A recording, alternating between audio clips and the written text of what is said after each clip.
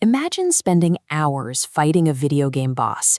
You land the winning hit, the music swells, and right before saving, the power flickers and dies.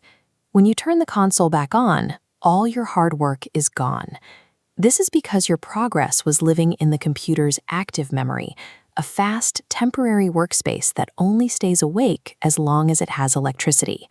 To keep your progress, you have to save the game to a physical memory card or a hard drive. That action moves your data out of that temporary workspace and writes it down somewhere permanent. Without a way to store things permanently, every program you run would effectively reset to zero the moment you close it. Python programs face this exact same challenge.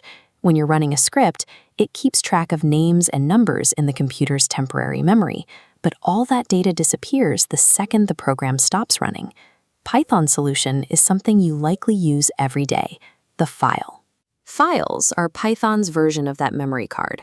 Think of a file as a sturdy, labeled spot on your computer's physical drive, where data is tucked away safely. Unlike the active memory in your processor, the data in a file stays put, even when the power is off. Learning to use files is what turns a program from a one-time calculator into a tool that can remember your work and build on it tomorrow. Saving data follows a very specific routine, much like writing in a personal diary. First, Python uses the open method, creating a link between your code and the physical file. Next, the write method slides your data across that link. Finally, close tells Python to lock the file securely, ensuring your data is safely stored. Skipping any of these steps, especially closing the file, is like leaving your diary open outside during a storm.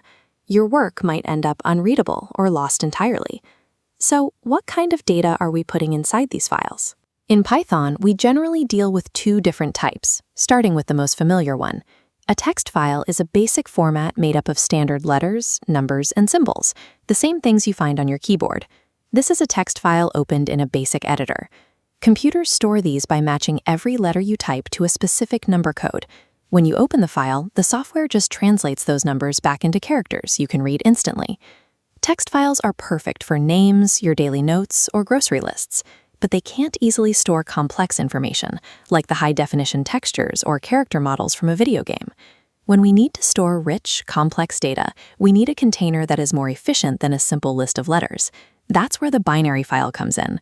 These are designed to store things like images, video clips, and the actual instructions that make your favorite apps run.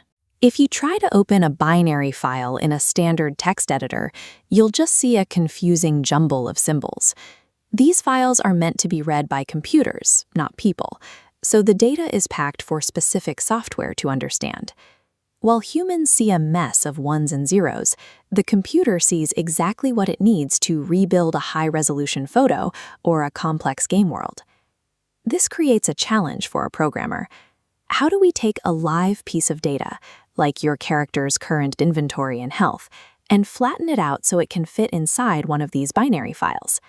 In Python, we do this through a process called pickling.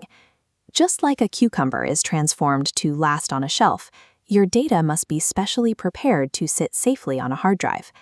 Technically, this is called serialization. Python takes a complex object, like our victory trophy here, and converts it into an organized stream of bytes that can be stored in a binary file without losing its structure. Pickling allows you to freeze a complex moment in your program's life, so it's ready to be brought back to life whenever you need it. Now, let's go back to the player whose power went out. They turn the console back on, and this time they have a save file. The computer opens the binary file and unpickles the data. This load method pulls that stream of bytes back out of the file and reassembles them into the original character stats and high scores. The character appears on the screen exactly where they were, with health and items fully restored. This ability to move information back and forth between active memory and permanent files is what allows our software to pick up right where it left off. Every time you save a photo, finish a document, or hit a game checkpoint, your computer is performing these same steps: opening, writing, and closing files.